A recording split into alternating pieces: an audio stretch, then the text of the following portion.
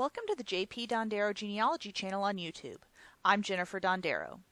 This is part 5 of my video series, Joining the DAR for Genealogists. Today's video was supposed to look at civil and patriotic service. However, I've decided to split them into 2 videos to cover a few more details.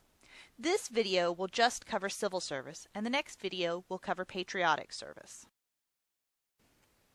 Before we get started, let me tell you a little bit about my experience. I've been doing genealogy for over 20 years, and before I started J.P. Dondero Genealogy, I worked at the DAR as a genealogist verifying membership applications.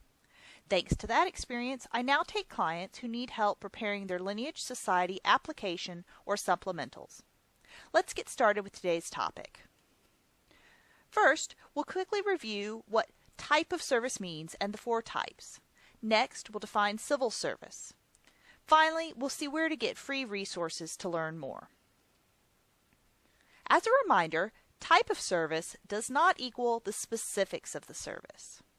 There are only 4 types of service: their highest military rank during the American Revolution, civil service, patriotic service, and signer of the Declaration of Independence. Civil service is essentially given to men who held public office under American government or otherwise performed their civic duty. This could of course belong to a woman, but it's unlikely you're going to find a woman who held a public office. If you did, they would be eligible. The DAR does not define this by gender. This could be the federal, state, county, town, or other local government. We'll see some examples in a moment. Here's the official definition of civil service. Because not every eligible role is an actual office, the phrase public business is used. Don't confuse this with roles such as a privateer or a private business that supported the American cause. Here are just a few examples of the general and specific roles civil service refers to. State officials, with some exceptions. Town or county officials. Specific roles include the county clerk, jurors, and road overseers. The exceptions to the state officials are state governors and legislators who are awarded patriotic service. There's some issues you need to look out for with dealing with civil service. First, make sure the government in charge is the new American government. Positions may be the same even if the area is occupied and therefore governed by the British. One location may have been under British and American control at different times. You have to be aware of the local history, and you may have to check the dates if there was both British and American government at different times. There's also another vital aspect of civil service: residence. Unlike military service, which could be performed in different locations, civil service is by definition tied to your ancestors' residence. This is exactly like jury duty today. You are only required to perform jury duty in locations where you are a resident, usually your county of residence. If an adjoining county tried to get you to serve on a jury, would you? During the Revolution, there were many positions filled in a similar manner. Today those positions might be jobs, so it's often easiest to think about them as the equivalent of modern jury duty. If you provide evidence your ancestor resided in a particular location and are claiming civil service for him, the location of the service must match exactly with his residence. If you're dealing with town governments, you must show he resided in that town, not just in the general area. Residence may not be as strict for military or patriotic service, it just depends on the circumstances. As a reminder, remember you have to provide documentation for whatever you claim.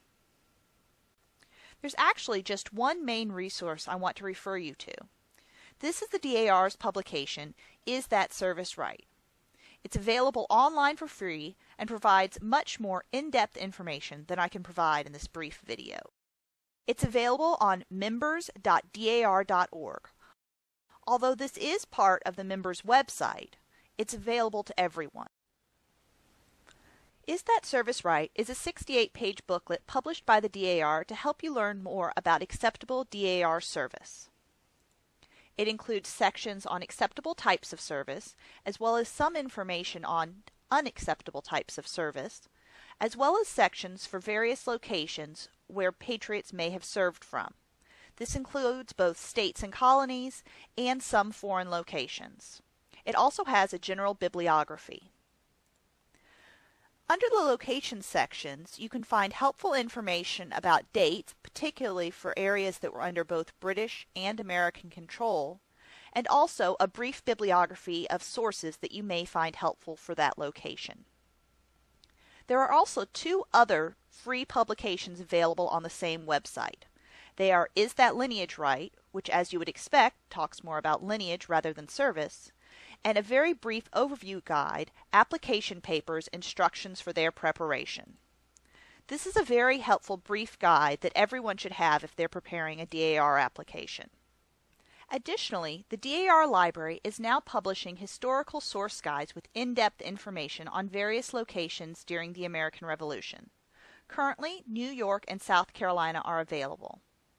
These can be purchased online from the DAR store and are available as PDF downloads. Next time, we'll look more closely at patriotic service. This has been Joining the DAR for Genealogists, Civil Service. I'm Jennifer Dondero for JP Dondero Genealogy.